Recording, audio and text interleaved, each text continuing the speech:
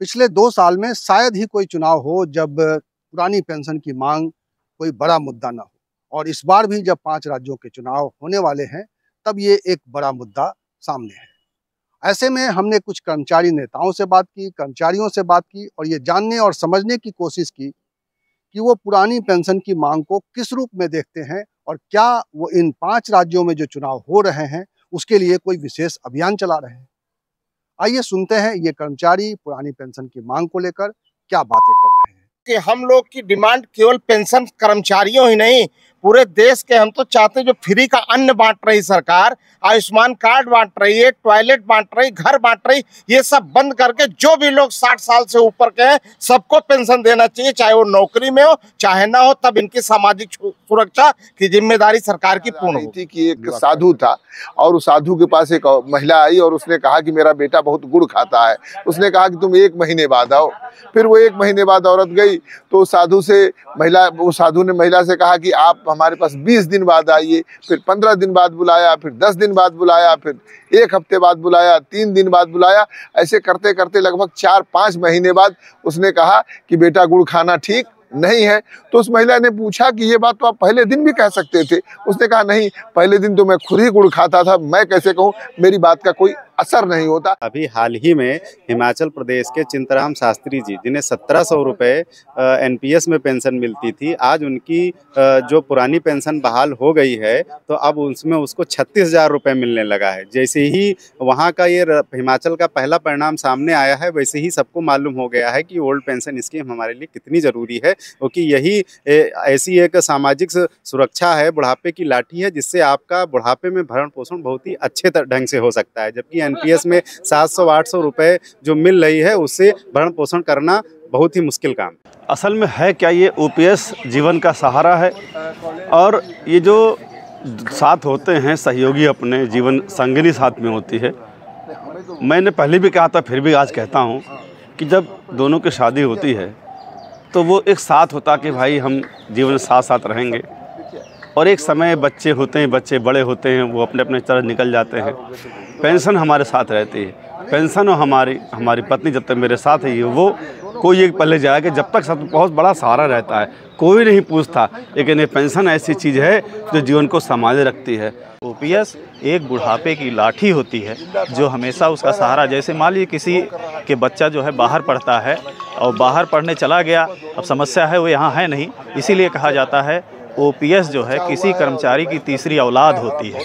OPS जो है जब उसकी बहन राखी बांधने आती है तो किसी के सामने पैसा हाथ नहीं फैलाता है, लेकिन वो अपने पैसे से उसको राखी की बधवाई देती है। इसीलिए कहते हैं ओपीएस राखी की बधवाई है, बच्चों की पढ़ाई। हम लोग जन जन तक जा करके इस महत्व को समझा रहे हैं कि ओपीएस हमारे लिए कितना महत्वपूर्ण है, और निश्चित रूप से आने वाले समय में, आने वाले चुनावों में ओपीएस का मुद्दा इतिहास बदलने वाला मुद्दा तय होगा, ये हम लोगों ने ठान लिया है।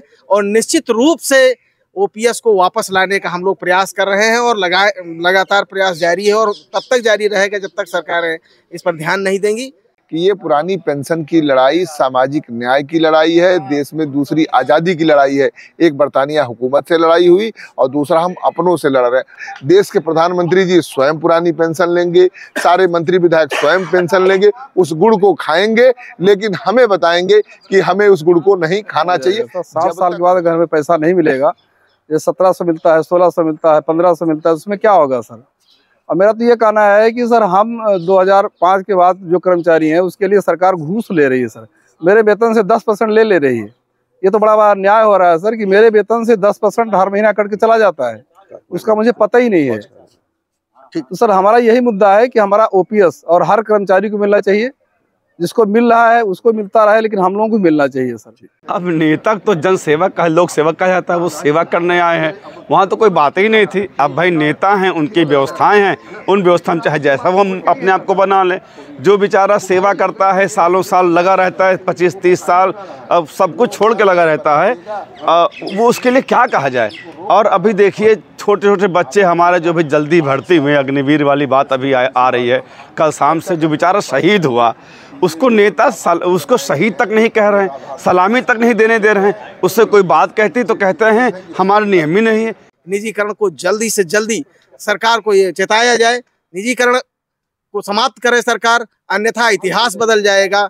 आने वाले समय में सरकारों को जो निजीकरण की बात कर रहे हैं उनको पूछने वाला कोई नहीं होगा। संविधान में इसका वर्णन किया गया है और संविधान में हमको सामाजिक सुरक्षा प्रदान की गई है, इसलिए ओपीएस मिलना चाहिए, सबको देना चाहिए। सरकार को भी सोचना चाहिए कि जो है हम उन्हीं के अंग हैं, उनसे अलग नहीं हैं। पेंशन पूरे समाज के साथ रहती है। जैसे एक व्यक्ति पेंशन पाएगा तो वो सब्जी भी लेगा, वो राशन भी लेगा, वो सारा पैसा तो लगे जाके समाज में ही, उस अर्थव्यवस्था में लगेगा। जो ये लोग कहते हैं ना कि अर्थव्यवस्था चरमरा जाएगी, अर्थव्यवस्था सुदृढ़ होगी, हमको लगता है यही लोग नहीं चाहते कि हमारी अर्थव्यवस्था मजबूत हो। आदरणीय विजय कुमार बंधु जी द्वारा जो एनपीएस मुक्त अभियान चल रहा है ओपीएस बहाली के लिए, उस पे कहना यही है कि ओपीएस हमारे लिए बहुत ज़रूरी है और हमारे भविष्य के लिए है। ओपीएस देखिए मात्र चंद रुपयों का खेल नहीं है। जो आदमी सोचता है कि चंद रुपया है, पैसा है, ओपीएस ऐसी चीज़ है जो एक व्यक्ति जो सरकारी कर्मचारी होता है जब वो रिटायर होता है इसलिए उसको दी जाती थी ताकि बुढ़ापे में वो अपने बच्चों के ऊपर कोई बोझ ना बने, अपने बच्चों के सामने उसको हाथ ना फैलाना पड़े।